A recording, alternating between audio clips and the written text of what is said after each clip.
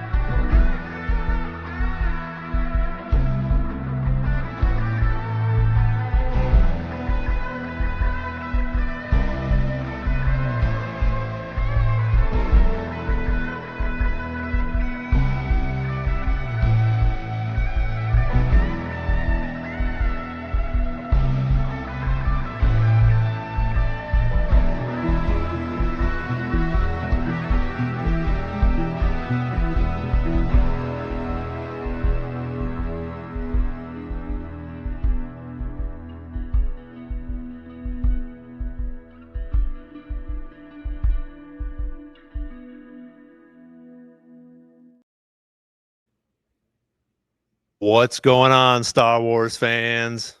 Hello there. We are here in Boston live. I have two people with me. You guys know Mike, and then we have a special co-host with us. Thalia is here from Astrology Jedi.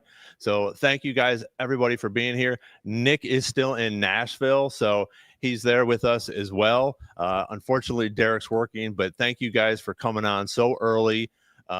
We know the UK, you guys love this time because it's a lot earlier for you guys. When we do the later one, it's very early in the morning for you guys. So thank everybody for being here. So I just wanted to, we already introduced everybody. How are you, Michael? I'm doing great. We got a pretty big thing happening tomorrow. Yes, we do. It's some movie or something. Yeah, first Star Wars movie in 6.5 years. Yeah. That's pretty exciting. We'll give it over to our nice guest here to introduce. Yes. Would you like to introduce yourself? Yeah, please? absolutely. I'm Thalia, the Astrology Jedi. I talk about astrology and Star Wars, but I'm excited to have everybody in Boston today because this is where I'm from. This is where I am. So thank you so much for having me on, and thanks for making it local. And I hope you enjoy your time in the city. I know that you're from, right outside of Boston, but Ron, it's great to have you here too. Yeah, it was. Thank you. It was a little hectic. Traffic is a little crazy here, like it is in Nashville and Atlanta, and so I was sorry that we started a little bit late. But we are here, and we're going to talk predictions. We're going to have mic drop, and we're going to do a Q&A. So, and some other fun things. I know you talked a little bit about it yesterday. Some of the percentages that have come out for the critics, unfortunately, but it's not a 13 or a 19, so that's a good thing. No acolytes, right? It's no acolytes, yeah. So but that's a good thing. Nick, sorry, we forgot about you. How are you, buddy? I'm good. I'm good over here. Good. You can still see me. Nick's gonna we really can't see the comments today, so Nick's gonna sort of monitor the comments. Yeah. That intro that we had today was done by Nick. He did that, so that was pretty awesome. Hopefully you guys enjoyed that. We thought it was pretty cool. So I think what we're going to do first is we're just going to go in and get into some predictions for this Mandalorian and Grogu movie that drops tomorrow, and that's why we're all here in Boston, so that's pretty fun. And Nick will be watching it in Nashville, but he'll be here in spirit, I know for sure. Yeah. So, do you want to start off with the predictions? What you're thinking? Yeah, well, thankfully we have a great guest on today that agrees with me that Din Djarin's going to die. But obviously the big one being Din Djarin's death would be my biggest prediction of all. But we've gotten a bunch of trailers, at least in the last week or so, with a lot of Stinky the Hutt, with a lot of Rada, which is pretty great because it's the first time we're seeing him in, 15 years or something crazy like that. So seeing a ripped Hutt fighting people is pretty awesome. So I still got a pretty crazy feeling he might be in like more than 50% of this movie, even though he's in like a few clips of trailers. I think we've gotten the one image of him on the Adelphi base. Like, I think he's going to play a way bigger role in this movie than we think, especially because they got Jeremy Allen White to voice a Hutt. Yeah, for sure. Yeah. That's a big grab. Yeah, That's absolutely. a big grab. Yeah, you don't just get that for nothing. Yeah, agree. Yeah. But you think Din Djarin's gonna I die? do. I don't think he's going to make it out of this alive. Although I have to say, we're all coming out of the really dark period that was the season 1 finale of Maul Shadow Lord, where I did think no one was going to come out of that alive, and I was pretty close there. So I don't know. Maybe I'm being too negative because we just saw everyone die in Shadow Lord. No, you're doing great. Yeah, I don't think Din's going to make it. I do want to say I was talking to another creator last week, and this is a really out there prediction. But once he said it, it was Imperial Remnant podcast. I can't take credit for it. He said Din is going to die, but Grogu is going to use the Force and bring him back, like a little Rey Kylo. And I was like, whoa, I had never thought of that, and I like the idea of that, but it's not my idea, so I can't. But still, that could definitely, because he has the healing power. Yes, and we've seen it, and it was so kind of criticized that I think this would be a nice way for Disney to bring it in Star Wars, to bring it back, and be like, have people warm up to it a little bit. Yeah, well, that's what I've always said is Dave Filoni and Jon Favreau with the Mandalorian have been fixing things that have been problems with the sequel trilogy for so long, and that would actually help that too. Well, Nick always mentions it too. Grogu uses the Force healing like a week before Rey does in The Rise of Skywalker or something like that. So it's one thing right after the next. But doesn't Kylo Ren die after he revives Rey? Yeah. Well, we talked about this too, but Kylo was in pretty bad shape True. when that happened. He just fall down a cliff. Yeah, he was pretty banged up, and also Grogu's, I think, like a lot younger and more full of life maybe than Kylo was or Ben was. Technically he's older, but yeah. Yeah.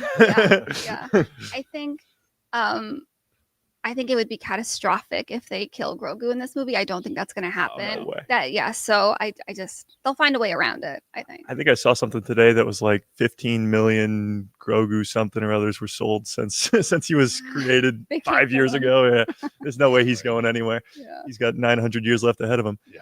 But Din Djarin, I agree with you because he's had so much time on screen already. He's got 3 seasons of a show and now he's getting a movie. Like, characters have had way less screen time than this guy. So I think it's as many. My one concern with the theory now is that so many people have seen the movie, and I know this happens with every movie ever, but critics have seen it, a ton of influencers have seen it, and none of them have spoiled it. I know they probably sign NDAs and stuff, but none of them have spoiled it. Like, it seems kind of crazy to think that many people can keep their mouths shut. I had that thought too. Yes, because I read through 1,000,001 reviews yesterday because that's when all the reviews came out. Yeah. It's currently sitting on 61, which is low, but it's not the lowest Star Wars movie ever. It's still higher than The Phantom Menace and Attack of the Clones. So if you're a prequel fan, it's still better than the prequels. But I read through a ton of reviews and nobody really mentioned any big surprises except for one person. I came across one person who said there's a big surprise in the movie, but nobody else did. So I was thinking, like, could we see Luke Skywalker? Could we, like, big, crazy things that could happen? And they all kind of got thrown out the window, like Din Djarin dying, because nobody was like, oh, there's a huge twist coming. You'll never see it. Yeah. Nobody mentioned it except for one person. So maybe there isn't as many twists and turns coming our way than we thought. Yeah, I'm a little bit twixt in between with what's going on. We've talked about for the last couple months is we've seen so much in these trailers, but we still have no idea what's going on, which is crazy. So I do like that idea because in reference to Din, maybe dying and Grogu bringing him back, because my thing, we talked about this last week, my thing with Din is you're going to go now into Disney World, Disneyland, and you're going to have the Mandalorian wandering around and he's dead. So these 10-year-old and 5-year-old and 12-year-old kids are going, Mommy, there's Mandalorian, or that's Din Djarin, but I thought he died. So, well, Vader's there. Vader's there. A bunch of this is his first big theatrical, thing. So I think it's going to be interesting, and maybe they'll do that again. Everything that I've thought has gone out the window since Maul. Yeah, because I for sure thought that they wouldn't bring in Vader to do the big fight scene with him this first season. They wanted to get everybody in, and they took us all in hook, line, and sinker, and we got Darth Vader and Maul fighting for the first time in canon, which was amazing. Yeah. But I think that there are some surprises in here. I think that some of these content creators and other critics and stuff that have gone, they don't want to jeopardize their spot in doing this again. Yeah. So if they get and Disney knows all, like you said, That's so they've jumped on your podcast before. So they have people that are looking out and about and seeing who's saying stuff and things like that. And a lot of these content creators, have a lot of followers, and it's going to come out if they spoil it. Yeah. So I think that could be a good thing for us, for tomorrow. But I do think there's going to be a couple decent surprises. And I know you talked about it a little bit yesterday, because Bo-Katan's not going to be like a huge cameo. Yeah. It would be a cool cameo for sure, Mhm. but it's not that big of a deal because she's been in it before. Yeah. So if we get some, bigger cameos, that would be pretty cool. I think we'll probably get one, but Rada is going to have a big part in this, like we've seen in the past few things. And even that spot that you showed with him on a Delphi base. Yeah. Just sort of hanging out by the ship over there. Just It's just like a wait. mistake almost. Yeah. So I think, and again, we're not going to bring in Jeremy Allen White for, a 5-minute dialogue and then be done with him. So I think that'll be cool. We will see a lot of Rada. I think that Zeb, because they have Zeb in this, that we're going to see, or we're definitely mentioning somebody from the Ghost crew, whether it's Hera and Ezra, maybe it's just Chopper. Interesting. I think that'll be something that pops up, because you're not putting Zeb in there just by himself. I don't think, my opinion, my prediction is they're not going to put Zeb in there without bringing somebody else from the Ghost crew there. We didn't have confirmation, but I thought as well, when you showed that one ship, and even though when you zoomed in on it, it might have been the Ghost, which would be cool. We've seen stuff like that afterwards in Rogue One, some of these different Easter eggs, but I think that this will, you want to have the audience, you're going to capture them in the first 25 minutes like we saw, and then you're going to want to keep for the rest of this, because this is their big debut in the last 6.5, 7 years for this. And I had a really cool thing. I don't know if either of you guys watched the Sunday morning, John Favreau had an interview, and it was I watched the whole 50-minute interview, and it was awesome. And he talked about everything, but he didn't give anything away, except she asked him about season 4. And he said, yes, I had this, and this is what went on, and this and that, and this and that. But he talked about how then I had to make some changes because of Dave's bigger picture. That's awesome. So that's a really cool thing, I think, that we're going to see, and why he went from season 4 to this movie has made some changes, I'm guessing, with Ahsoka and Thrawn and some of these other people, when he, hopefully does this trilogy, and we have this Mandoverse with Boba Fett and Fennec coming in, and everybody, just coming to help out, which I think will be really cool. Yeah. Well, I mean, I've heard them talk about it plenty, but I'm interested in your take, because, like Ron just mentioned, Ghost crew people. Do you think we'll see like Hera or the Ghost? And to your point too, with the trailer where it looks like it could have been the Ghost in the background, they've done it before, where they edit out, especially in Marvel movies, where they edit out characters in the trailers, and they could easily do that for this movie. Like just edit out the Ghosts being in the background or something. But obviously, Thrawn at the end of Ahsoka coming back to the main galaxy as the heir to the Empire, that seems to be where this is all going. That's the whole big story. Do you think we'll get any nods to that, or even a reference to Thrawn, or even a Harrison Dula or something in this movie?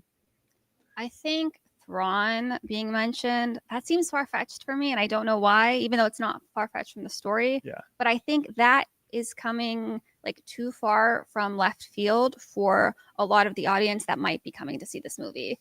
Right? Ideally, this movie is going to bring in a lot of new Star Wars fans. Like my niece and nephew, they're 9 and 7. I really want to get them to see this movie. I know that, like, who is Thrawn to them? He's no one. And I think this movie might be created with some of those viewers in mind. But would I freak out if they make a mention to Thrawn? Yeah, I would be pumped. And like ideally, I would love to see the entire Ghost crew. Just at the end. Just like 30 seconds. That would be fine. Just 30 seconds. That would be amazing. But I think the feedback I have heard from the people who have seen it so far, the creators who have seen it, they all say this is a great movie to bring to someone who's new to Star Wars. Yeah. So I think Thrawn feels like too much of a deep dive for a casual viewer. See, I agree with that to an extent, because if you watch the original Star Wars and they mention the Emperor, he's not in the movie, but they mention the Emperor, it's the same sort of thing. Like, yeah, the Emperor is this big bad, and you know that he's the big bad because Vader's the one saying his name and everybody's scared of him and everything. But you don't have to know anything, because when it's 1977, Ron, you can in 1977, when people went to go see the movie, they didn't have the prequel, so they didn't know who Palpatine was, they didn't know who the Emperor was, we didn't know all that backstory. So they can do that and get away with it. Same with Stinky the Hut. Stinky the Hut's gonna be in this movie. To us, we know who that character is, but to a random new fan, they won't know who that is. I agree with you, though. I don't think we will see Thrawn. Definitely a mention, maybe, because he's mentioned in Mando season 3 too. It's true. By the Shadow Council, and we're getting a couple Shadow Council members in this movie. Yes. Yep. So that'd be great as well. But Ghost Crew wise, I think you're probably right. It would be at the end of the movie, if anything. I think Zeb will be like a main character of this movie. Yeah. But Hera and Ezra and Chopper and the Ghost probably later on, at least at the very end. I did see something today actually that Jon Favreau said that this movie is going to be not like, he said a standalone film because it's its own thing, but it does have things that some fans will notice that set up Ahsoka season 2. Oh, yeah. So if that's the Cool. Ghost Crew or Thrawn or a mention of those things, because he just arrived at Dothamir with a whole army of Night Sisters, that has to be brought up at some point if he's doing anything in the galaxy. Mhm. Well, and I think what you were talking about earlier, and we did a little short about it, is possibly having Skeleton Crew mentioned or something going on in there, because you have At-Atin that's so close to Dothamir, and maybe we'll get one of these mentions in there or something. I think definitely in Ahsoka we'll deal with that a little bit more. Yeah. But for this movie, it would be cool to have something sort of kick back to one of those things, in an Easter egg or something, which I think we're going to get a lot of. And that's the favorite part for me. And somebody asked me, when this takes place. And for me, because it's so close to the OGs, the originals, that's what's fun for me, and all the Easter eggs, especially with, and I did the same thing you guys did, but watch, season 1, 2, and 3. And to see all that and all the different Easter eggs that they have in there that go throw back to the original or even to the prequels, is so cool. And I think we're still going to get that. And that was one of the things that me and Nick talked about when we went and saw the 25-minute little beginning thing. I thought it was such a good job that John did to give that Star Wars feel. It really was. There was some funny little things in there. There's some cool action, but it just, and I don't think that he's going to step away from that. I think that's going to be this whole 2 hours and 12 minutes. Yeah. And I think it's going to be just nonstop action, so we get to stay on the edge of our seats the whole time. Well, to that point, it almost feels like this movie is a direct sequel to Return of the Jedi, in a way that, like, Sigourney Weaver is saying this is Jabba's son, the only heir to Jabba's throne.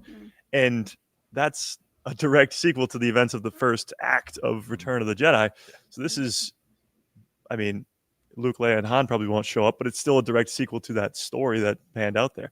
And yes, a lot of practical effects. They're bringing back all the old crew and making all the puppeteering stuff and stop motion stuff, which is really cool. Yeah. Bringing you back to the original trilogy stuff. But yeah, that's what they've always done on the small screen. And it's funny when you read all these reviews and they're like, oh, it feels like a long version of a Mando episode. Well, yeah, it's called The Mandalorian Grogu. Like, what did you expect it to be? Something completely different that we've never seen before? Exactly. We know what to expect here. Yeah. But yeah, I think you're going to see a lot of original trilogy references, not just Jabba, but a lot of original trilogy references, in that this is only 5 years after, or give or take 5 years after, when the sequels were 25 years after, and you still got plenty of references to that as well. Oh, yeah. For sure. Nick, sorry, we forgot about you. That's all right. What's your predictions? That's all right. Somewhat on par with you guys, I would say. Like, I think I'm going to hold to my original system of predictions, that I think this movie is going to be kind of its own thing for now. I think at most it will get things in it, might get referenced, but I don't think it's going to, like you guys were saying, I don't think it's going to directly pull and connect, like, say, Ahsoka season 2 and be like a jumping off point for it. I think it might reference some of the pertinent details of the time there that matter, but I don't think it's going to be this big, sprawling, canonical, you know, movie that ties a Mandoverse together. I think that's coming, that sort of thing. I think it'll be fun. I'm sticking with my prediction that it's like kind of like either Mando season 4 beginnings or kind of what like Book of Boba Fett was for Mando season 3, kind of its own thing that will set us on a journey and know where we're going for other things in the future. That being said, I think outside of what we saw at the special look event, I think it will kind of turn in ways plot-wise that we aren't expecting, while also retaining some of that season 4 stuff that would happen. Also, I don't know if it was in that interview, Ron, but Jon Favreau recently said that season 4 is in his desk. Mm-hmm. So like, yeah, he had it done. right. Yeah. So I don't know if that means they instead of season 4, this is what we're doing, or they pulled things from there, or if that's still coming. Obviously, we'll know by tomorrow. Yeah. But in reference to Thrawn and stuff, I'm gonna go and throw a prediction that he will not be directly mentioned. I think I agree with Thalia that if he's referenced, it's going to be more like Shadow Council leadership stuff, maybe the name, but I think it's a little too deep for what the movie seems to be intending to do, which is like fun Star Wars back in the theater, let's go. And then Ahsoka season 2 will take care of the rest of that. And then whatever comes next, right? And I think, it might be its own story and not even really touch on like where we leave Mandalore in season 3 or where we, it could be. But I think it will be kind of its own pit stop between season 3 and potentially season 4. I mean, it was obviously written. Season 4 was obviously written. So, Well, if Din Djarin dies, then that all goes out. Right. Good point. Good point. And to your guys' conversation earlier, I think if you're ever going to kill Grogu, that'd be the way to do it. The selfless sacrifice, maybe bringing someone back or whatever, but I don't think they're going to do it. I'm with you. I do think Din could kick it this movie. Depends how it goes. I did want to say, did not predict this, but I found out as well that Mike has legs today. Dave that loves Star Wars says Mike has legs. Who knew? What? That's not true. No, that's not. Oh my God, they can see my legs. Dave, don't believe everything you see online. It does not change my Mando predictions, but it did rattle me a little bit. They're very long legs too, Dave. Don't try it at home. Yeah. So ultimately, I think this will become a bigger story within the context of the movie than we've seen, but I don't think it'll be big enough to where the casual viewer will feel lost in any way. I think it'll be very fun. And we'll see. And I don't think those ratings are that big of a deal. I think 6.5 or 7 out of 10 can still be a very awesome experience, especially if you love Star Wars. I've seen people on the internet say, I give it a 7 out of 10, but it's my favorite movie of the year. Like that's, as long as it's out and we're all enjoying it, I'm not putting much into that. It's up to the beholder, I think. Yeah. And the thing is, I mean, like you just said, a 6 out of 10 is not a bad score, but if it's right now rated higher than if it's better than the Phantom Menace, we're in a good spot, I think. Right. Like the Phantom Menace is a great movie.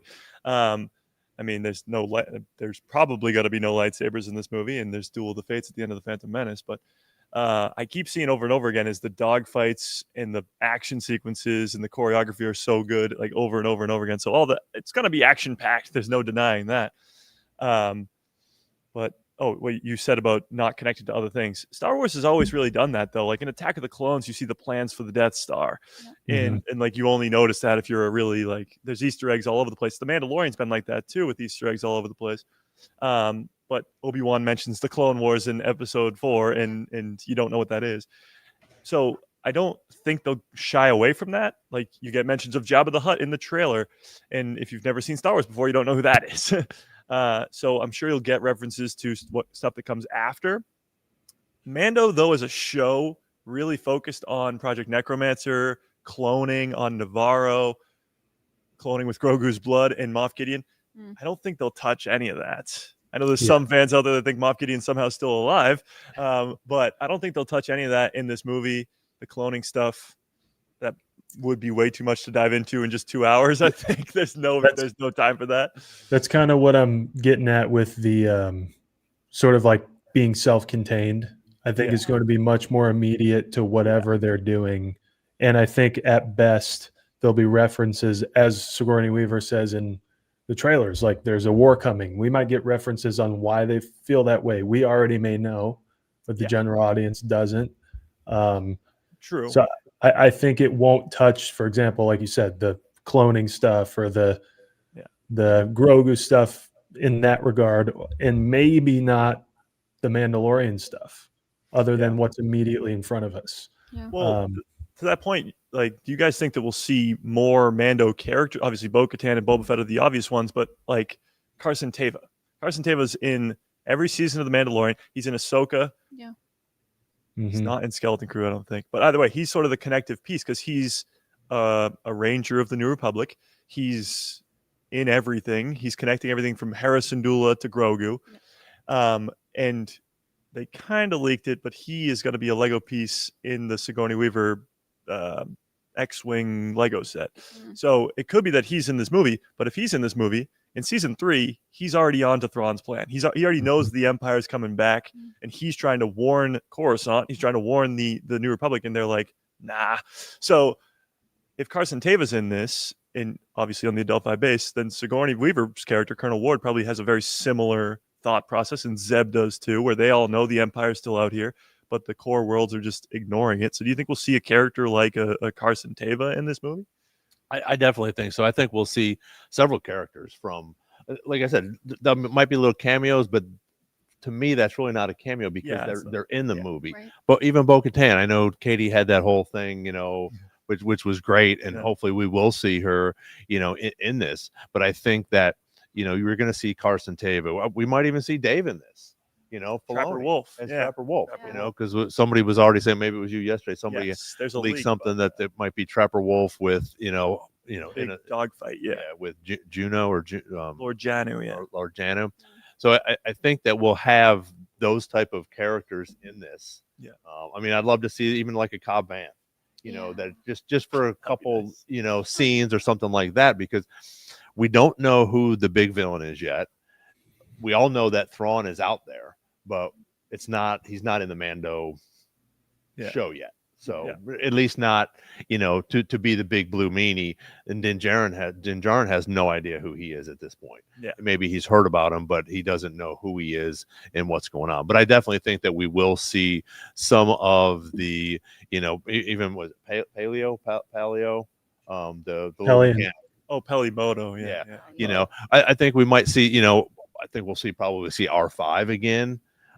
So I don't think those are going to be huge. I mean, those will be great and they will add to the story, but for me, they're not huge cameos to be in there. I think those are cool characters that should be in there almost. Yeah, true. Nick? Yeah, I agree. I think they're always good, especially this being the first Star Wars movie in a long time. They're always good for like a cameo that gets everybody excited. I don't know who that would be in this context. Well, Embo's already in the trailer. True, but like for like casual fans, you don't know Embo. So I wonder if there'll be anything. I mean, even if you get like we did in, was it Mando or Ahsoka? We get C-3PO. Like something Ahsoka, random. Something random that works, but also kind of like bridges the gap a little bit.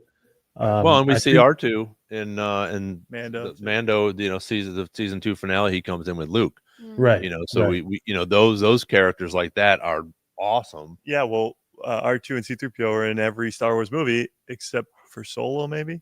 So they're in every Star Wars movie. Are they gonna end the cycle here? Well, I guess it ended with Solo, but are they going to keep this tradition going of having those two in the movie? Because even in Rogue One, they just throw them in for a little second, but I don't know. I don't see them being in this movie. We'll put it that way. Yeah, there's no. We're not really anywhere where we would see them. I know. Yeah. That's the thing. And So I'm not saying it's them, but something like that. That's kind of like an iconic Star Wars thing, which there's going to be plenty. You know, X-wings for one is enough of a crowd pleaser, but I could see a deep cameo satisfying us, but being like a little bit of a teaser. Like Embo is probably the deepest one at this point, or Stinky, I guess. Yeah. From a certain point of view.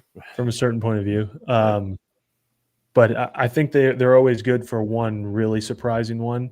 And I almost feel like maybe I'm deluding myself a little bit, but things have been too quiet to where there is something to tell and everyone's shutting up. Yeah. You know?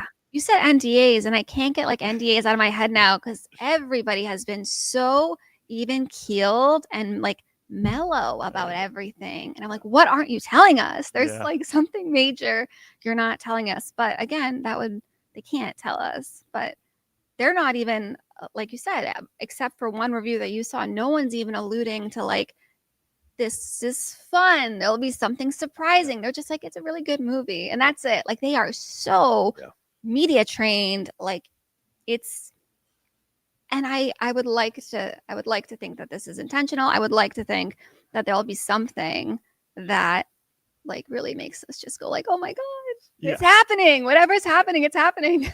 I think it will by the end of the movie for sure. Yeah. I mean, again, you know, we're just psyched about it. No matter what percentage they get, you know, the 3 or 4 of us and everybody on the chat here, you know, is just super excited about this to come out. Yeah. And I think what we've seen in the trailers and everything, it's not going to disappoint us at all. I don't think.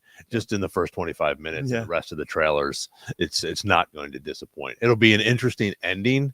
You know, and that's my thing. Is this going to be is this going to be an Empire Strikes Back cliffhanger? You know, where we're going to have to wait a year and a half, 2 years, maybe 3 years before Dave, you know, adds this to the trilogy or whatever. Yeah. You know, so it'll be interesting to see what happens with that. I want to do one thing real quick that we didn't do at the beginning is just say hello to a few people that are on here. We have a ton of people on here, which is awesome. But I know when we first got on, of course, Max and switch the glasses. Steve were on there, so I can't. Neither one. Wait, switch them back.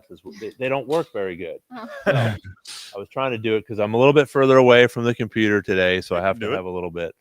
Yeah, Nick, you can do it. You want to go through and say Max and Steve and so we got Brandon Baker in the house. 730 EV. Welcome, Max Rebo. As always, good to have you. Holly is in. She will be with you guys, right? Yes. Yep. Tomorrow for the premiere. Dave that loves Star Wars, thanks for being on here. Nathan, good to see you again. The chat has been very lively, so that's great. We always love that. Nice. 50 Thunderer, welcome. Jarvo, Steve, thanks for coming. Always very lively in the chat. April's here. Austin was here. And who else we got? Shout yourself out if you're in here. Mandalorian was in here. Oh, nice. I saw Chopper Base. I saw Darth Plagueis. I saw Jacob was in here. So, and since I know we've already sort of done our predictions, but I think it's time for us to do one of our new segments that we had, and we've had a couple. You know, in the predictions we talked about this a little bit. But now we have to confirm what everybody thinks, and you guys know what time it is. Warning! Not everyone survives the galaxy. It's time for Mic Drop, the segment where we predict who's getting eliminated, who's not making it out alive, and who may have just booked a one-way trip to the dark side. I like how I look like the Grim Reaper in that, of course. Of course, you have to. You have to. Well, I guess I'll start. Yeah. Din Djarin, of course. Din Djarin, I don't know. I feel like I'm getting less and less thinking that Din Djarin's going to die every day because they're pushing it so hard in all the trailers. Every trailer is like the last mission for Din Djarin, or like Grogu has to save the day. He will die tomorrow. He will die. Yeah. So I don't know if they're just teasing it too much or if we're onto something. But the big one, I think, is the Hutts. Well, all three Hutts, but the twins in particular. I feel like the twins have to die by the end of this movie. Rada, I don't really know. I mean, I open that to you guys. I don't see him dying, but I also don't really know how his story will go at all in this movie because they're keeping it a secret because Lucasfilm's really good at that. But I guess my big one would be Din Djarin, and then the twin Hutts for sure. Oh, and an Enzellan. I know for a fact an Enzellan's gonna die. At least one. I know they're cute and all, but one of them's gone. Going to be eaten by Marok, the Embo's little dog. Embo is also a question mark for me. Will they bring another bounty hunter, legendary bounty hunter, into live action and kill him off for the first time? Cad Bane in Book of Boba Fett. Sigourney Weaver's on the chopping block too. I don't know. A lot of death predictions for sure. Yeah. But Tal, you want to go next? I don't have too many predictions. I have not seen the 25-minute preview. I have just seen the 10-minute preview that was part of Fortnite that aired yesterday. That was so fun, though. I play Fortnite with my niece and nephew, who I'm trying to get into Star Wars. So we know you think Din's gonna. Yeah, I do. What do you think about the Hutts, the twin Hutts, particularly? Yeah, I mean, sure. Yeah, they're the bad guys. So yeah, that'd be nice. I mean, every creature that Din fights, presumably they're not gonna make it. I think that's fair to say. Yeah, I don't have too many other predictions. I do think, though, out of like any cameo that we could see from the Ghost Crew, for some reason, I think Chopper highest likelihood of showing up. Like I think we might see Chopper over an actual, like over Hera, over Ezra. I think, and it just Chopper. Like I could see it just being Chopper and not anyone else. I like that. I mean, we're huge fans. Show me everyone. Chopper's I would be the best, excited to see everyone. But, yeah. But I think you're right with that prediction. If we see Hera, we got to see Ezra or vice versa because they're probably together, and we would see Chopper with that. But you sort of stole mine. But I for sure the Hutts are going to die, and I think the twins for sure, and I think actually that we're going to get Rada is going to sort of step in that spot. Now, maybe he might not be the gangster, but I think he's going to be young enough and, knows enough of what's going on. We don't have a lot of the crime syndicates right now. So I think that two Hutts will die. I don't think Rada will. I am sort of on that unfortunate bandwagon. I think that Sigourney Weaver will not be in anything else. I think they brought her in to bring a big name in and not, to kill her off. And I think it was yesterday when I was listening to Embo. So their species lives to about 160 years old. And at the time of this, he's 50. So he's not that old. Wow. At least that's what I looked up yesterday. Yeah. I guess, Max, you could probably let me know if I'm wrong in here. Well, you assume that he's in his prime in the Clone Wars. Yeah. And Cad Bane was in his prime in the Clone Wars, and this is like 25, 30 years later. So Cad Bane's old. So maybe he does live to 100. I don't know that. Well, yeah. And again, if they're in their 20s and 30s, they're obviously in a lot better prime than, but the older guys in their 50s and 60s aren't that bad. Are we sure about that? Nick, what do you think, buddy? Okay. So I'm going to paraphrase, Darth Plagueis from the Darth Plagueis novel by James Luceno. Nice. Who kind of justifies everything he does by saying, well, no, like burning down the world and killing people isn't evil. It's just a matter of fact that if you're in my way, that you have to die. Like it's a part of how the world works. That's nice. So that being said, everybody on Nal Hutta, the second they capture Din, done. To me, I think they're dead. Yeah. Not that it's evil, but because they captured Din and are fixing to do something to Grogu. Yeah. I think everyone who does that is done.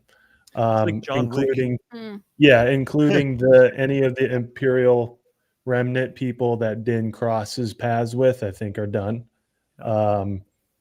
Now I guess that includes the twins. I think there's something weird going on with the twins that is not just like we want Stinky. I think they want him for a reason that, maybe for their own personal gain. So it's kind of a win-win for everybody if Din takes him out. But like Mike said, I originally thought for sure that Din was going to go.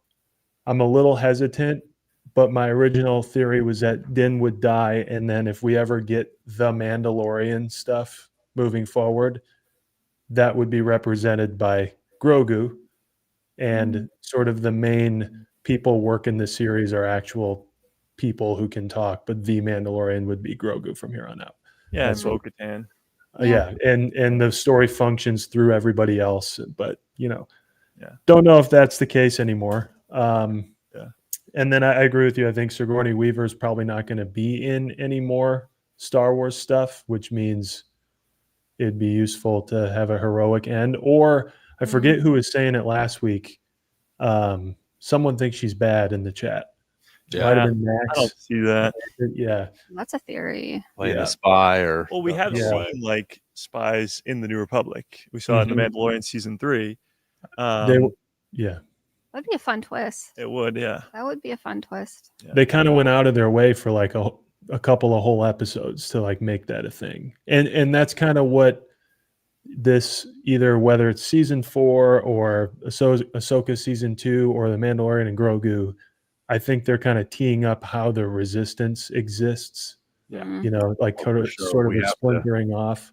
And the people that we're dealing with from the perspective of Din are the people who will eventually start the resistance.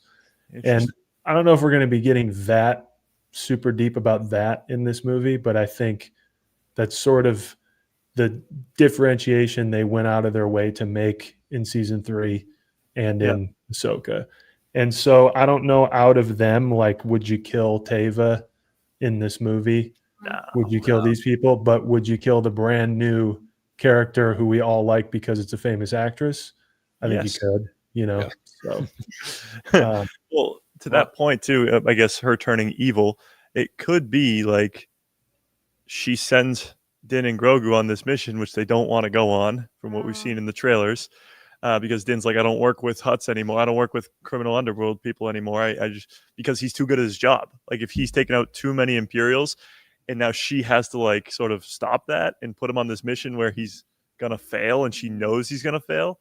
That would be crazy. If he comes back to Adelphi base after getting captured by Embo or captured by the Hutts and tortured or whatever, and like he's the one who kills Sigourney Weaver because she's a villain, that would be quite the turn. I do have another mic drop, and I don't know. This kind of depends on how closed loop the movie is.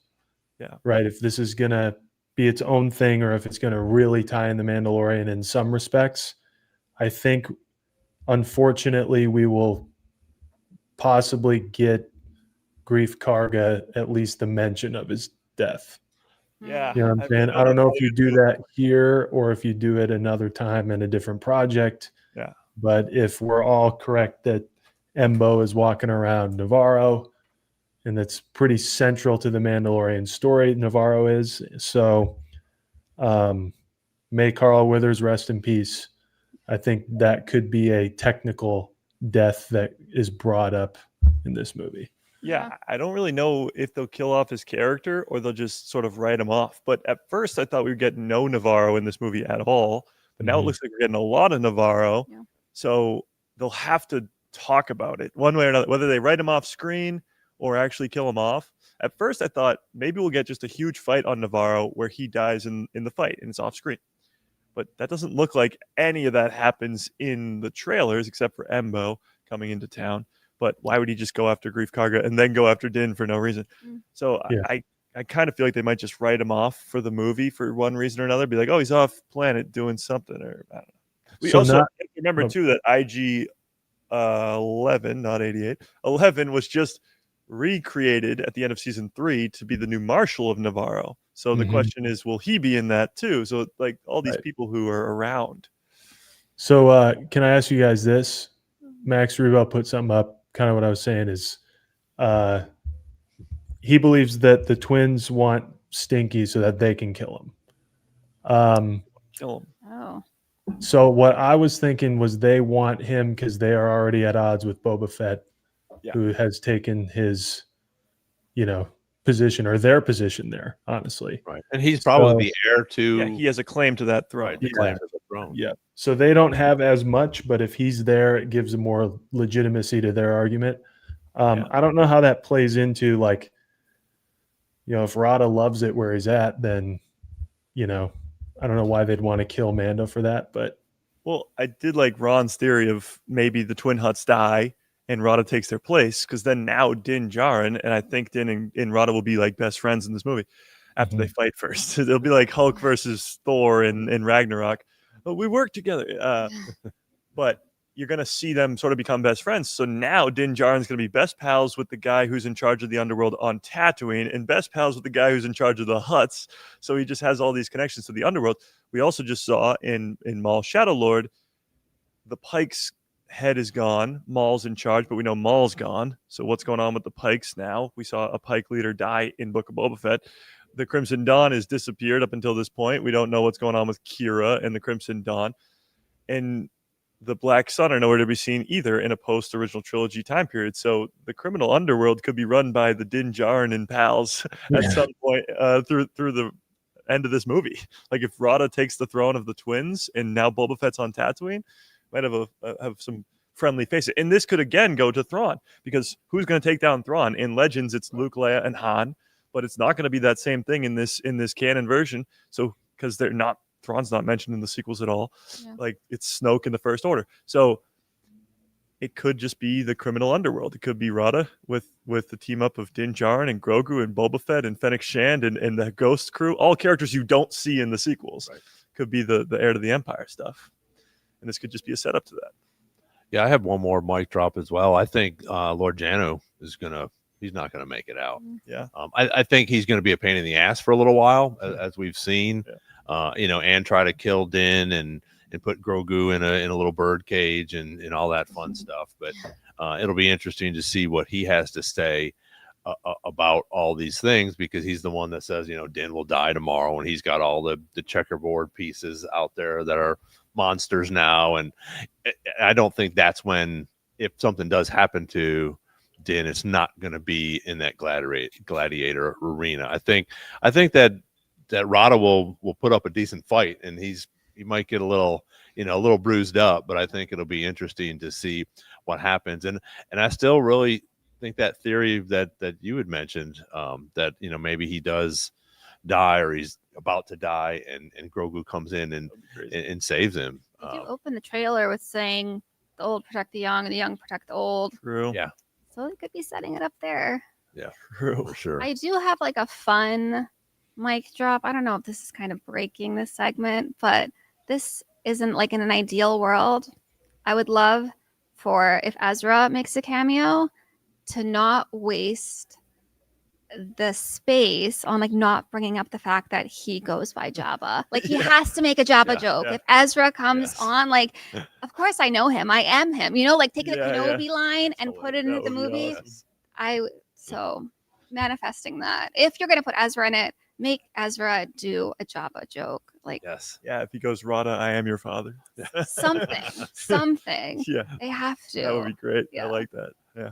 I totally forgot about that. Yeah. So that'll Well, I think that Ezra crossing paths with Grogu would be the best, because he's the only one in canon who would actually say, "Oh my God, it's Baby Yoda," and that would just be a great nod to all the fans out there. that would be pretty good too. Yeah. Absolutely. Any more Mic mic drops? drops or deaths I that feel like you we guys killed off every character who's going to appear. Yeah. Thorough. Yeah, except for Grogu, but Yeah. maybe But maybe.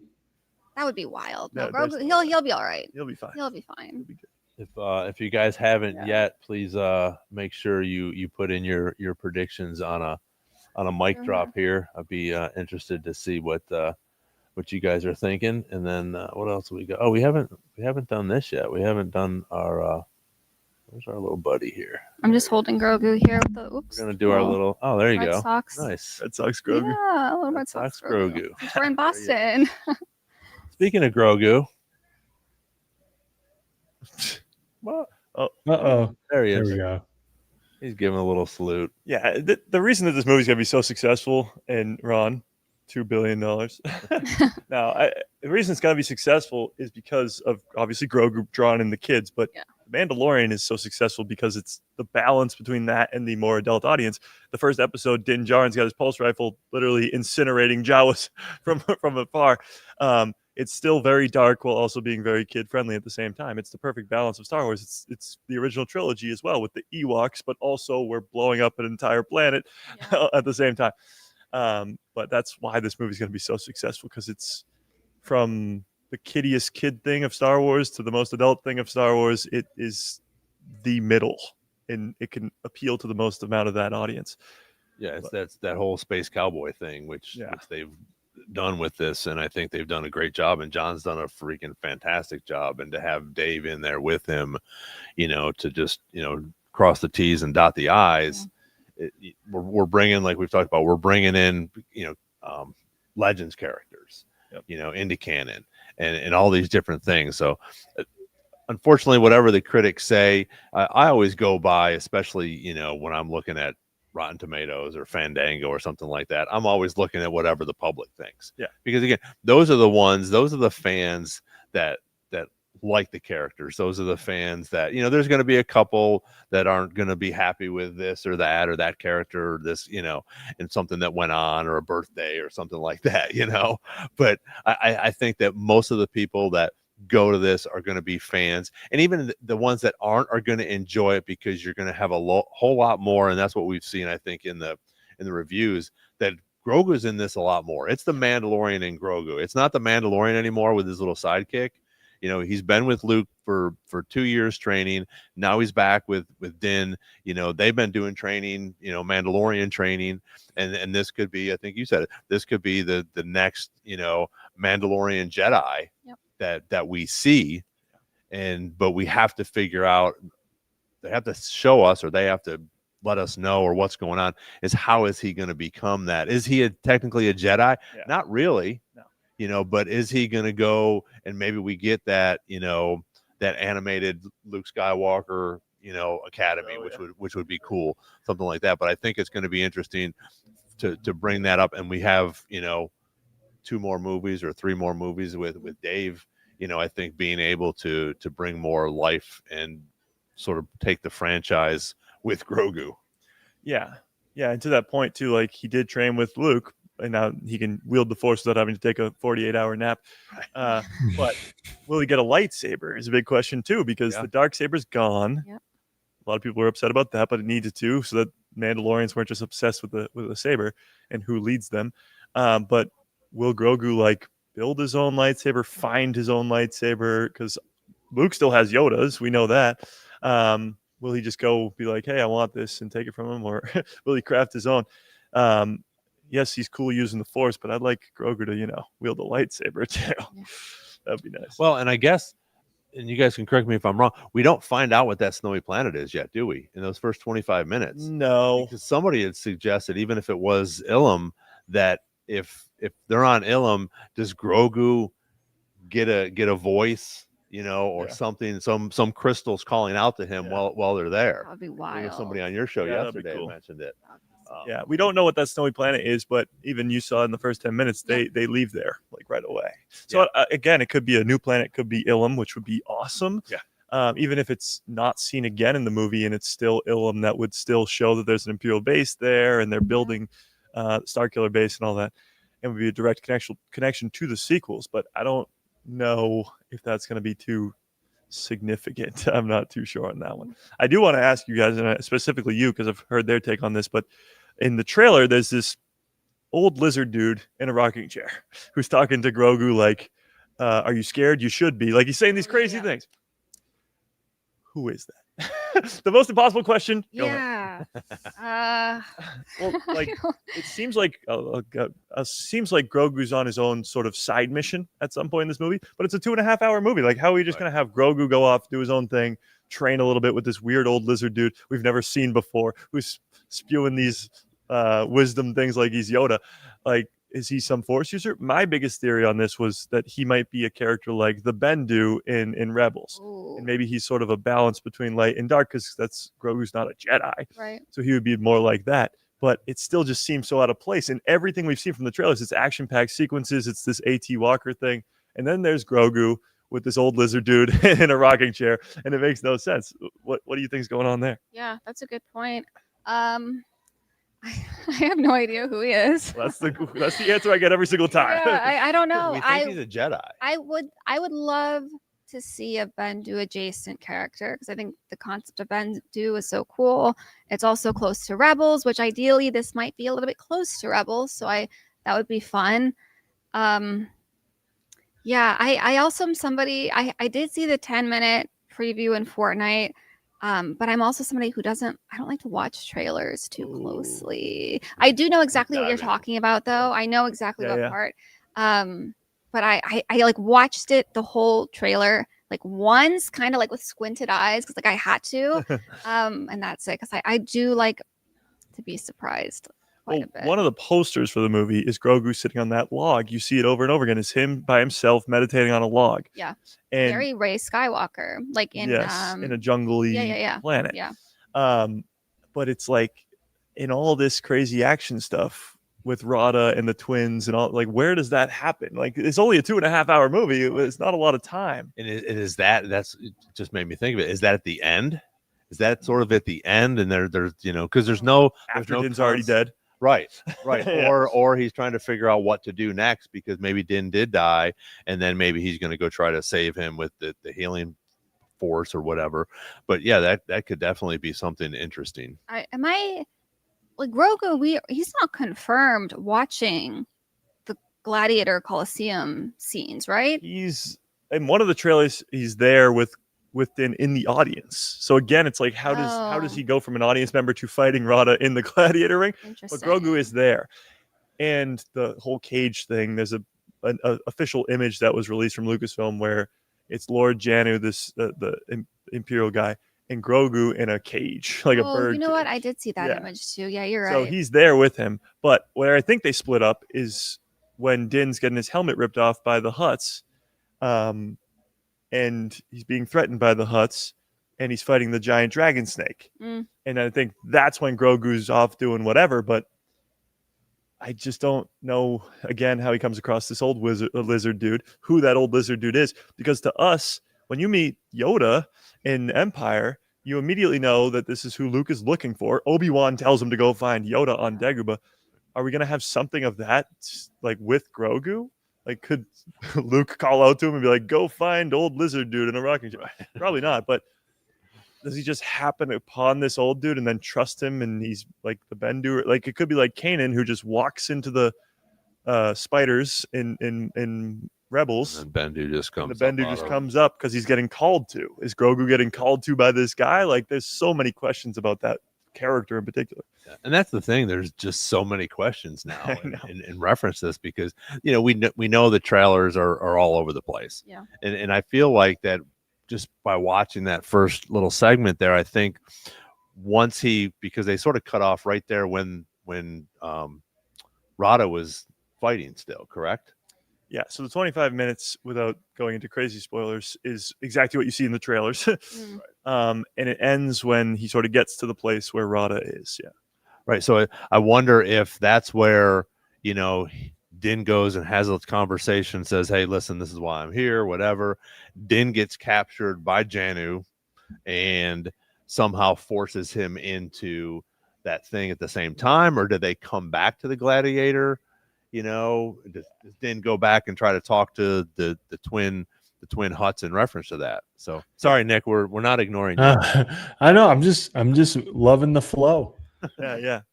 Well, no, to that point, like, even though we've seen the first 25 minutes, even though we've seen the first 10 minutes, it's still, with 24 hours till we see the movie or whatever it is, we still have so many questions about where this movie goes. And even, as you said, there's NDAs and stuff, but the critics aren't saying anything.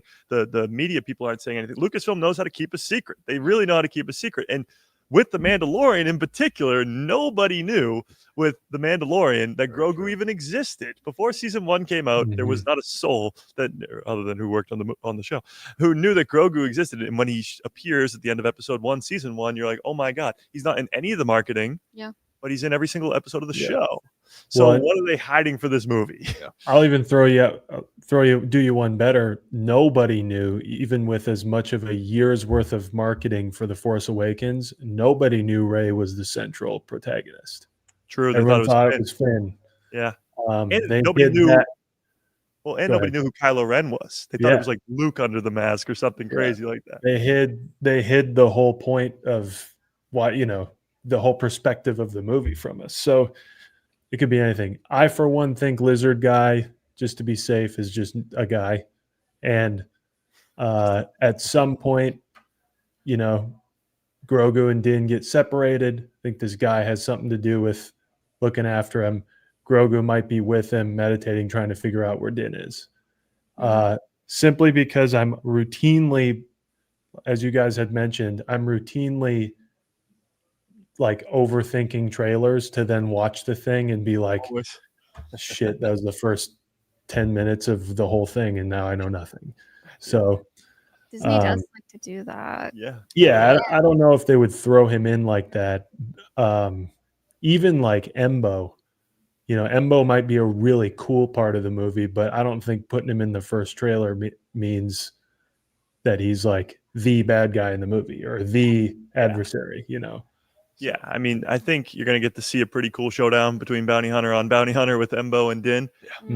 But that I don't think he'll be the main antagonist by any means. And I don't think he'll have that much screen time either, because bringing him to life is probably pretty difficult, and making him do all the crazy action sequences as well. Yeah, for sure. We got about 40 minutes or so left. So I know last week when Nick and I did this other new segment, it went really long, which was awesome, and we had some really cool things going on. But we're gonna start this segment here. Nick, I think I can do it. I got it. You got it. Yep. So we're gonna do this the Q&A. And I'm gonna do. Could I do this part? You got that right. I'm gonna do. All right, this. chat. It's time for There we go. Jedi Chat Q&A. Drop your questions, theories, and hottest Star Wars takes. Let's see what the galaxy has for us tonight. I still wish that was you screaming. Well, it might be next week. I didn't have enough time this week, so it might be me next week. Nice. But what I want to do, and Nick's going to go off of the questions, guys, so please put them in there. But we need to have them sort of Mando focus. Yeah, Mando focused. Yeah. Mandalorian and Grogu movie focused. Everybody will go around. Nick will bring up the questions. We'll each give our answer, what we think, and we'll go from there. So everybody in the chat, again, thank you guys for being here. I know it's early. Thank you for looking at all the social media and finding out and making sure you were there. I know Mike put it in his Discord, which was awesome. So I appreciate that. So again, next when we're off, please go in, throw some comments in afterwards. We had a few last week, which was awesome. So thanks you guys for that, and make sure you subscribe and hit the like button and notifications and all that fun stuff. So, but Nick, what do we got? What do we got first? Well, this is more of a comment to kick us off, but I think we found Mike's Star Wars name. Poor D. Kim sounds like a Star Wars character, and it's Mic Drop spelled backwards. Oh, I like it. I like it. That's a good one. That's a good one. That's a great one. Yes. Yeah. We would love your questions, guys. I'm trying to go through if anybody asked any earlier. But I saw one that's more of a joke. It's, do you think the movie will increase the demand for bird cages?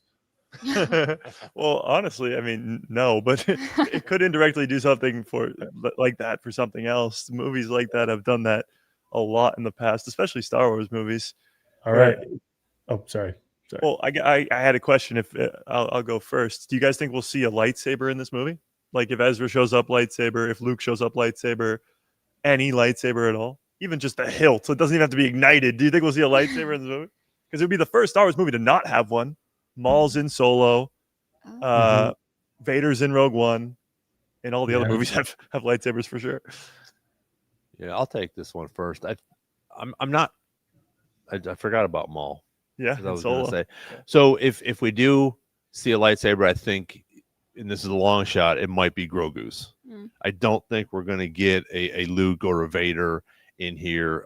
Again, the Jedi are, pretty much dispersed. We still have, Luke doing his thing, but I don't think we'll see him again. We got him, which was amazing in season 2. Such a great, and then in Book of Boba Fett as well. But I think I would say 90-10. I don't think we're going to see one in this. And if we do, I think it could be maybe Grogu either getting one from someone or making his own, possibly. Yeah, I agree. I like the idea of if we see anything, it's going to be Grogu's. I don't know. I still I'm tainted by all of the just numb positive reviews from everyone of just being like, this is such a good movie. Yeah. You'll really like it. So like I don't know what to expect. Yeah. I don't know, but probably not. I'm leaning towards no, but if they've never not shown one in a movie, why break that? Well, I mean, I'm assuming, and again, this is just off the top of my head. I haven't really thought too deep into it, but the only show that doesn't either is Andor. Yep. So that was fairly recently too. But Yeah. I mean, if they can pull off a movie without a lightsaber, as well as they pulled off a show without a lightsaber, because Andor is beloved by most. Yeah. Most. Should be. Andor. We've heard it before. Yeah. No, Andor's beloved by most. But it has no lightsabers. So if Mandalorian Grogu can have no lightsabers and be successful, then we're in a good spot. Because That's true. I mean, I was going to say Starfighter, but we've heard plenty of lightsabers in that movie. Tom Cruise filming a scene with lightsabers, like crazy stuff about Starfighter. But when a movie's called Starfighter, you assume no lightsabers. So maybe, I guess not that. But if Mandalorian Grogu can be successful without a lightsaber, that's pretty good. Nick? I think I'm leaning towards no, but we did kind of go out of our way a few times to do some flashbacks for Grogu to help us out with who he is. True. Order And 66. yeah, if now, we got those when we were all already invested in the lore and stuff. Now you have probably as many people coming to see this that didn't watch The Mandalorian that did.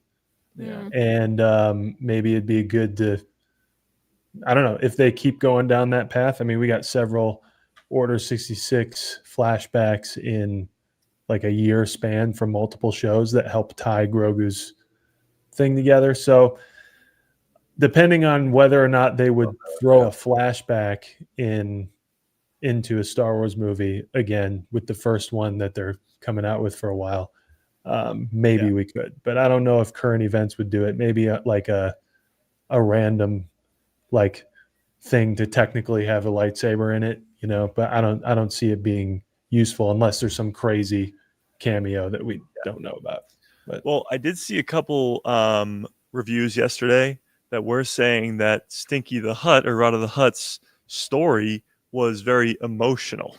I was like, why would we use the word emotional with that? But when you're talking about why he is the way that he is, why he's a gladiator, sort of away from all that he grew up with, which is the criminal underworld. Why is he that way? Like, might be talking because we got the father and son dynamic of Din and Grogu, but the father and son dynamic of Jabba and his son. So maybe getting like a bad backstory or flashback to how bad of a dad Jabba was and how that shaped Rada.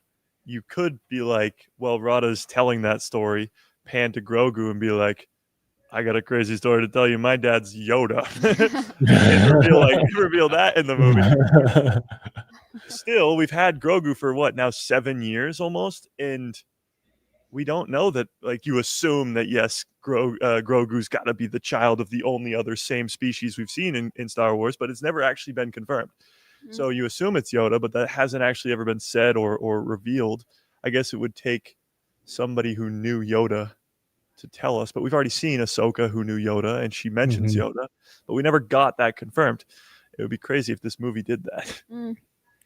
I got a theory from Holly here. She There we says, go. "Okay, I have a crazy theory. I think Lord Janu is going to have some Yasalamari, and that's where Thrawn will get them." So that's Ooh, the yeah, little yeah. dragon thing that he wears. You know. Yeah.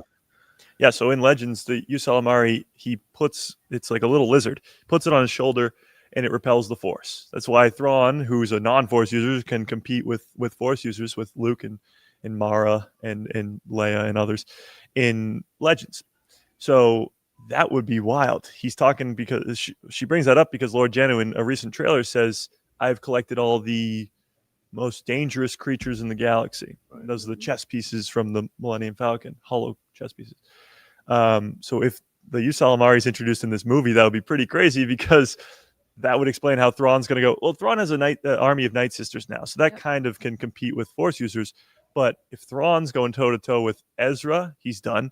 Luke, he's done. Ahsoka, he's done. Anybody with the Force and a lightsaber, he doesn't have the Force or a lightsaber. But if he has that little lizard on his shoulder, like he does in Legends, then he can compete.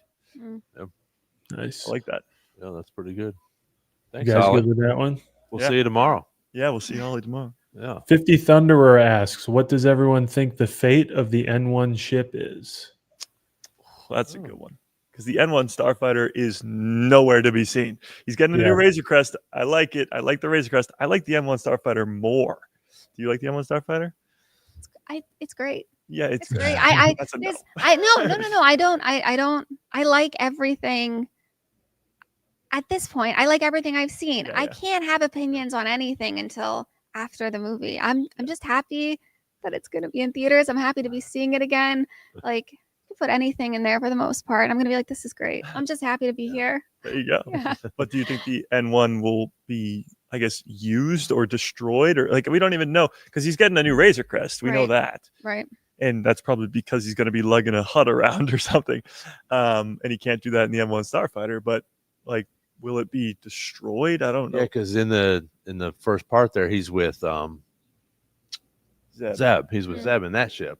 In the U-wing, yeah. The U-wing. So that'll be interesting. Yeah, I wonder if we'll see it on Adolphi base when they come back at some point. Maybe we'll get it, and he goes back to Navarro, and then Embo comes in, blows that up, and then they do a different. But yeah, maybe he just kept it in his garage. Yeah. Yeah. I don't know. Yeah, Nick, you got any? What do you think? Yeah, maybe it's on Navarro. Like, I don't know. Was that where it was last kept? When we saw it in season 3.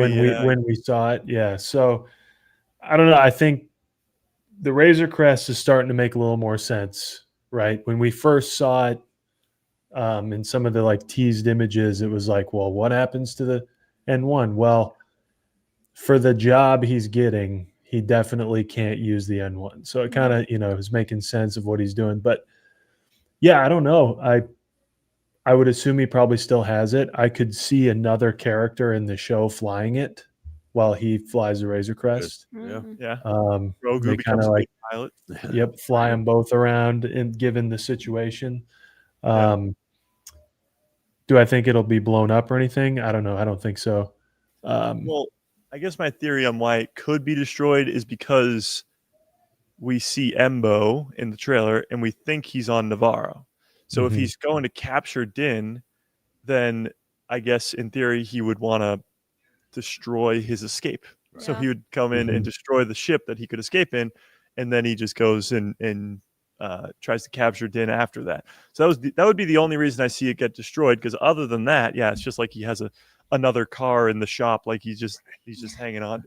Is there have we ever talked about, a little bit of a sidebar here, but has anyone talked about if Embo is there to return Din to the huts after maybe not succeeding at his job?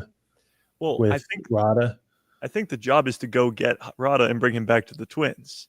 Right. But I don't think Rada's going to want to go back to the twins. Yeah. So it's going to be a failed mission in their eyes. And then they'll have to come get Din because of that. Yeah. And that might be Embo's purpose or something like that. Well, I think the New Republic will get what they wanted, which is information on this Imperial warlord. Mm-hmm. But the twins won't get what they wanted, which was Rada. Right. Yeah. So then they talk about how he was captured and he's there, and Against his right, will. against his Yeah. will. And you get there and he's in there fighting and, having a Having a good old blast, time, yeah. So that'll be interesting when the two of them talk, when Din and Rada talk, to see what's going on. Cause I think that's when you're going to get that sort of maybe explanation of what went on in his family, with his dad and the two and the twins. And it could also just be a matter of Din ending up capturing who he needs to, so he doesn't need info from the Hutts anymore. He's got his guy, so the point is moot. But the Hutts are pissed. So I don't know if I wonder if honestly they could bring in more bounty hunters, because if you think about it, Embo obviously going to get Din, but they could have sent multiple bounty hunters to go get him that failed, and then Embo's the one that succeeds. Like we could see a bunch of, like in season 1 of Mando, you get a ton of bounty hunters, but like they're just nobodies. They're new characters. You could get a couple new character bounty hunters that go in to try and kill Din, and he's like, nope. But then Embo shows up because, again, it's telling the audience who's never seen this character before that he's the real deal, and he's better than these other ones who failed. So you can see a little bit of Din Djarin being like, nope, you guys aren't good enough for me. But then Embo succeeds, and you're like, okay, this Embo guy is the real deal for fans who've never met him before. Yeah. Yeah, and then that last trailer that we got with about a half a second. Half a second of them fighting. And the two of them fighting is just going to be awesome. Yeah. All right. What else you got, Nick? Nathan says, my theory is that there will be hints at Grogu's blood will be the plot of the movie, and Project Necromancer could be the plot. Your thoughts? Well, I kind of just said the opposite earlier. But I will say that is definitely something that will be a plot moving forward. It's still the end goal is that Palpatine returns. And I think Grogu has a part in that, clearly. Yeah. But yeah, I don't know. I would like to see it. I don't think it's going to happen because, again, I think that's a lot of lore to tie into such a short movie. Yeah, it's not that short, but it's like family friendly. It's supposed to be kind of, I think, for the most part, light and fun. Yeah. And getting into cloning and all of that would be a lot. I'm so excited though for when they get more into it. I do want to see it, but I don't think in this one. I like the idea that his blood created Snoke. Yeah. Because Grogu's this tiny little creature and Snoke's a giant. So it's like his blood created a giant, and it would just be pretty funny. Yeah. Nick? Yeah. So I'm just not convinced that the Mandalorian story is done after this movie. So I think, Favreau saying season 4 is in his desk probably means something. Yeah. In which case, I think that'll be more of the area of expertise for the Necromancer thing. I also think it's important to note that Necromancer didn't work, right? So at best, it made a Snoke, and he's on critical countdown time, needing Kylo Ren to kind of help him out and figure it out. And he is powerful, though. He is powerful. Yeah, he is. I'm just saying, like, Snoke is really powerful. At best, it worked to make a new thing. It did not work as Project Necromancer to allow Palpatine to just immediately resurrect himself. Yeah, he's not pretty. And he got pretty lucky. Got pretty lucky that he happened to have a Dyad and the Force standing in front of him and kind of accidentally came back to life. You know what I'm saying? So I do hope that they mention it just briefly somewhere. I think I would be disappointed if they don't mention any of the cloning stuff at all in this movie. Yeah. Like, just give like one line. That would be enough for me. Like, all right, they're still thinking about it. It's still happening. I do really want to see it. Yeah, because we're coming across a bunch of different Imperial Remnant sort of Shadow Council members, I guess. Yeah.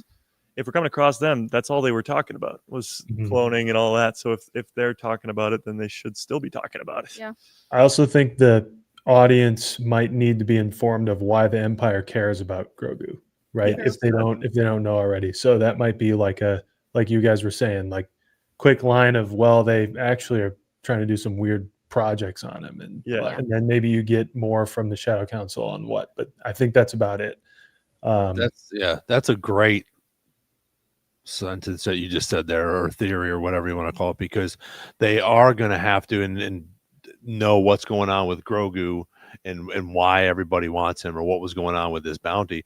Because like John says, you don't have to know what's going on. You didn't have to watch The Mandalorian for 3 seasons to figure out this movie. Yeah. So I think you guys are both correct. We're going to have some sort of information about that, or just what's going on, or why they want Grogu.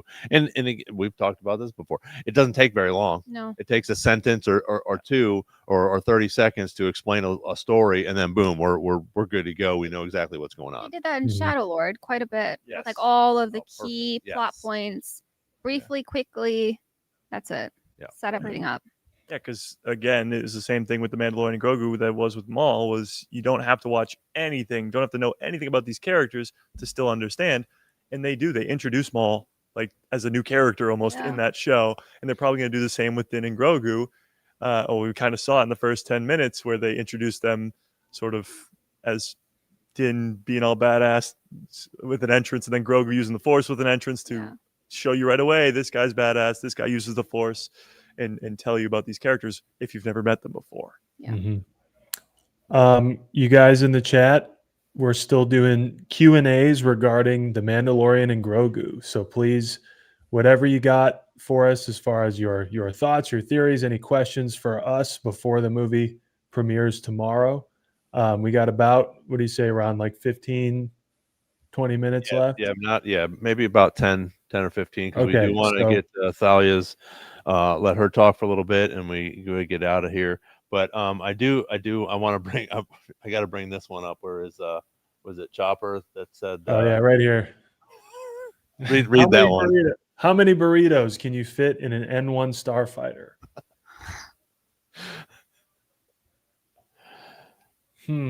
At least 4. I Yeah. don't know, a lot. But you're making me Probably- hungry, Chopper. Yeah, that's a great question. That's awesome. And Maybe I think Maybe Embo will try. exactly. He's had that. Well, we Was it that last week? He said something about that as well. That was me. Yeah. Oh, that's right. You brought that. I brought it up. Yeah. I said, how many All how right. many sandwiches could you fit inside a Honda Odyssey? Oh yeah. We got another one from 50 Thunderer.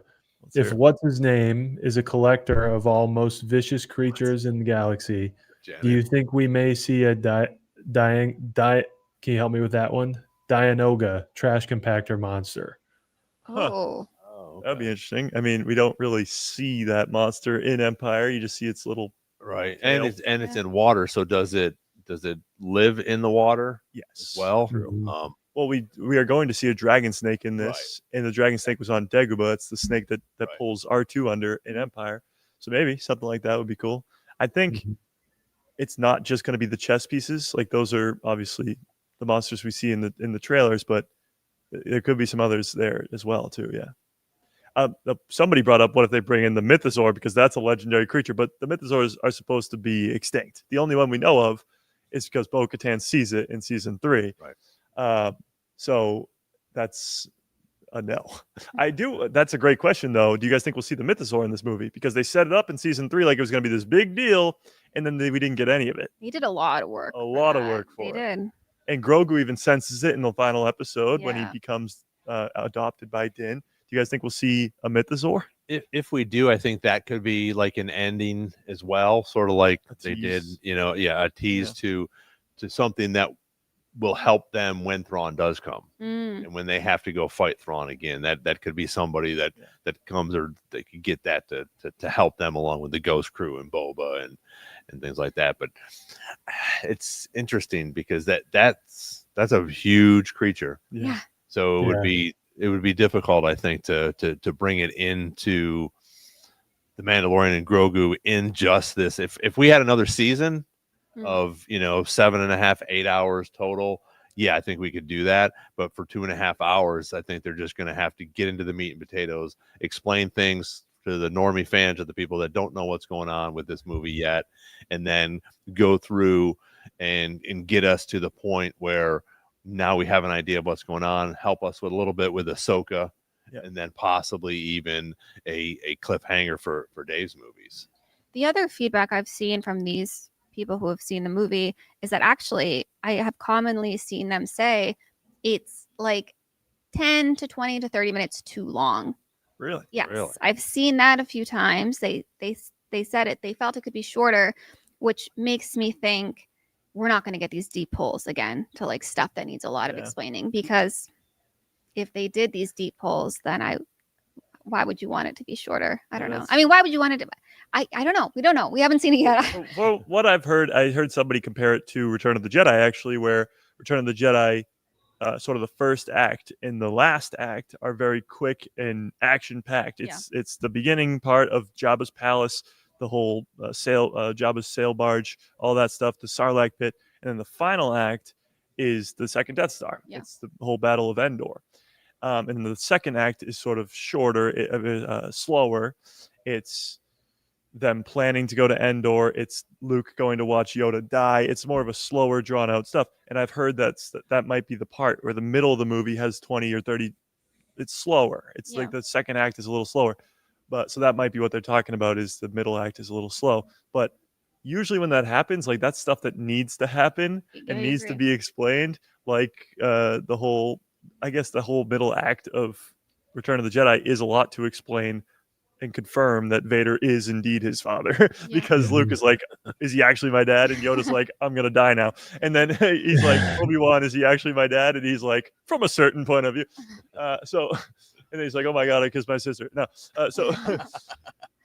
so that's sort of how I think that this movie would maybe be a little long. But I love that. I love that. Like long. Yes. Yeah. Yeah. I would be disappointed if it was all just killing and action. I Like know. I want like. Yeah. Let's talk. Let's build the lore. Like, Yeah, we do. Yes, exactly. Build the lore. yeah. And I think that's what you have to have. And I think the people that are talking about it like that aren't fans like we are. They're like, I was a little bit slower. All I wanted to do, I just wanted some action, get in, get out, and be done with it all the time. Well, I was saying this before we started, actually, before you got here. I was reading the review that said, and again, it's critics. So it's not like diehard Star Wars fans. It's just critics. And one guy said, can somebody please put Star Wars out of its misery? And I said, clearly you weren't around for Maul Shadowlord a week ago, or just 12 months ago, or less than 12 months ago. So yeah, Star Wars is out of its misery. It's dying. Yeah.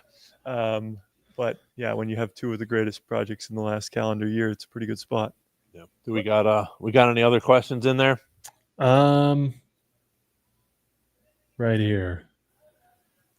Fede Jin says, I wondered if they'd say the same about the extended Return of the King. I think maybe that one is, if it's too long, I might just take that one.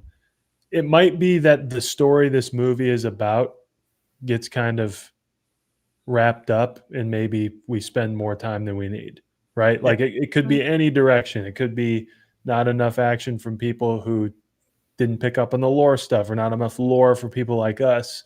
And so the sort of in and out Mando adventures, we've seen a lot of them. Maybe it's just like too long. Who knows?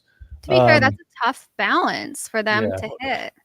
Yeah, you're balancing a fan who's never seen Star Wars versus a fan who's seen Star Wars for the last 50 years. Yeah, that's tough. I don't envy the writers, the producers. That's a really difficult job.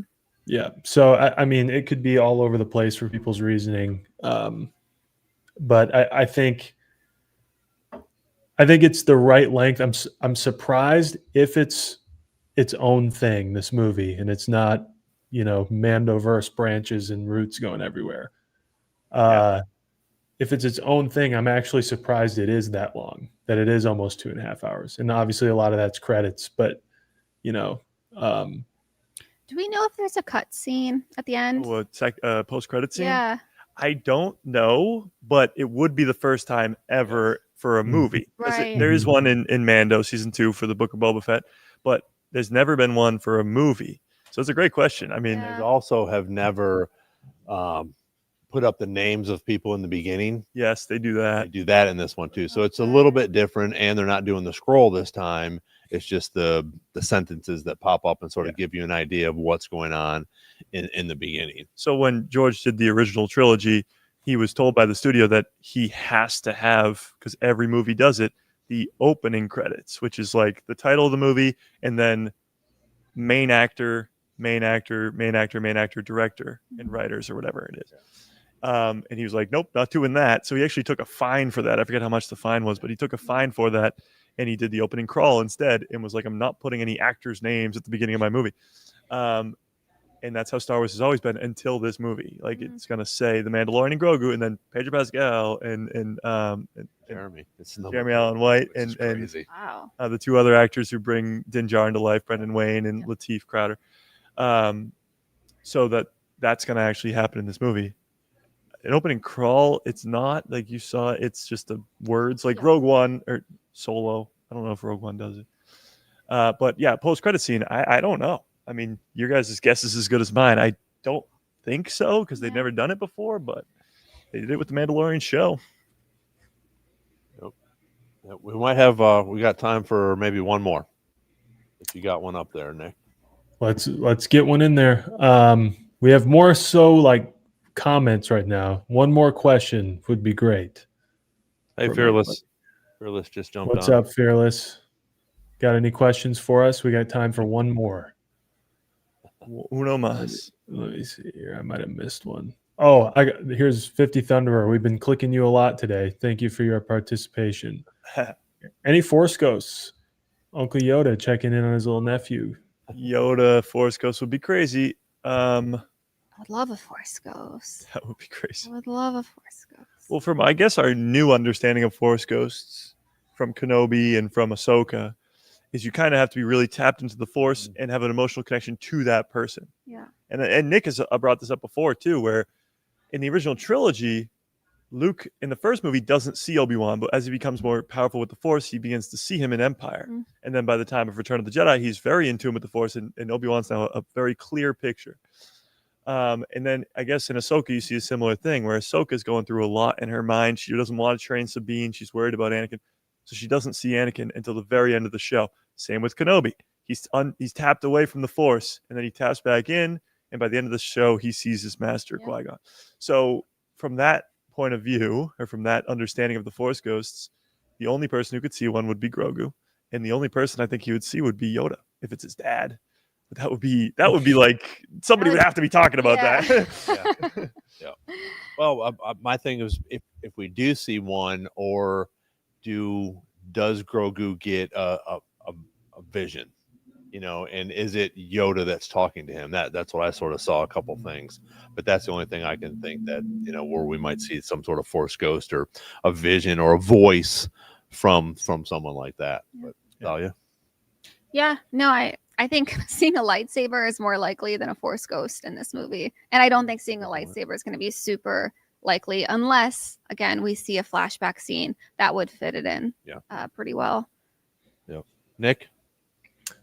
Yeah, I think Force Ghost is a little unlikely. I think weird Force stuff is somewhat likely. Like a Bendu. Yeah. Well, like the only reason I have for that is the clip we've all mentioned is him meditating, presumably on a log in the woods. It looks very tranquil. I don't think they would perch him up there just to be cute. I think it'd be a similar scenario as when he's on the rock in the Seeing Stone. Yeah. He's like Force timing with Luke. Yeah. Yeah. He could be. So I think that is more the case. And if by some chance a vision or maybe communication with someone who may be a Force ghost happens, then I could see it happening. But Yeah. Well, to that point though, like you mentioned, it was like Rey earlier, Force meditating like that. When Rey's doing that, she's trying to get in touch with all the Jedi. She's saying, "Be with me, be with me, be with me," and then they finally are at the end of the movie. But we don't really see people meditating like that much without having some sort of Force vision or communication with somebody. When Yoda's meditating in Phantom Menace, no, Attack of the Clones. Yeah, Attack of the Clones. When Anakin's going to kill all the Tuskens, and Yoda's meditating, you can sense that through the Force. And then you hear Qui-Gon say, "Anakin, no," and all that great stuff. So maybe Grogu is trying to sense like Din or something, and he's somehow overhearing their conversation. Or again, Force timing with Luke would be awesome. But he's not sitting there for no reason. Yeah. And he did sit on the Seeing Stone. Like Grogu's had a crazy life. Order 66 survivor, like trained with the Jedi Temple. He's sat on the Seeing Stone on Tython. Like, I also think like if this were season 4, for example, we might one day get more about like Keller and Beck. And I don't think they did a Keller and Beck comic for no reason, Yeah. or all that kind of stuff. And so if that is the dude that Grogu has like a attachment relationship That would be prior cool. to Din, then one day I could see maybe some more clips through the forest with that, but not in this movie, in my opinion. You got to assume that Kelleran's dead at this point just because Grogu hasn't tried to reconnect with him. Right. Yeah. All right. Well, we have to wrap things up. Thanks to everybody for the time change and coming on here. We're live in Boston tomorrow. We're all going to go see this movie, which is super exciting. But I do want to let Thalia have the floor for a minute and let us know your media and what you have out there and where people can find you. Sure. Thank you so much. And thanks again so much for inviting me on. This is so fun. I am Astrology Jedi on TikTok and Instagram. And all I do in my platform is explain astrology through Star Wars, because Star Wars has very extreme, exaggerated characters. And it's a really good starting point to introduce people to astrology. Like, most of us in real life don't know anyone as scary as Anakin, thankfully. But he's a really good archetype to talk about when we look at astrology, and same with Maul and all of that. So even if you're new to astrology, I do make all my content in mind for somebody who's new to it or someone who understands it quite a bit. But for some reason, it's just when I watch Star Wars, all I see is astrology. So I love both of them very much. So that's what I focus a lot of my content on. But yeah. Awesome. That's really cool. Isn't Shin Hati and Bale and Skull like based off of some sort of astrology or something? I have heard about this. I've heard about this. Yeah. And I don't know. For everyone, I have gotten feedback before. People have been like, well, how can you know their astrology? None of these characters were born on Earth. And I'm like, yeah, I know. But I've gotten that comment There's quite a also bit. no sound in space. It's insane. So yes, I know. We're working off archetypes here. Yeah. But it's weird. George Lucas was weird, and he created something really cool. And this is like not to his level of genius, but it's weird. And yeah. Oh, absolutely. Yeah. And for anyone who's wondering, Din is a Taurus, and I think he's a Cancer moon. People are going to know what that means. Some people watching, I think they're going to know what that means. Nice. And also, I think Grogu is a Cancer, and interestingly enough, I think he has a Taurus moon. So I think that's why their synastry works so well together. Interesting. I don't know what any of that means, but it sounds awesome. Yeah. I know. I haven't asked for your birth charts or your. We'll have you on for sure Yeah. as a guest. Yeah. One Wednesday we'll have you on, or even we'll just do a podcast and record it for sure, because we have a bunch of interviews in there. So we do have to wrap it up and get going. But thanks everybody for being on here. I'm on that camera there. Thank you all for joining us. Star Wars Jedi Chat podcast. Mike, Thalia, Nick, thanks for running some stuff. The people here, thank you guys so much for running our stuff for us. We will be, don't forget Mike tomorrow at 2:00 Eastern. Yeah.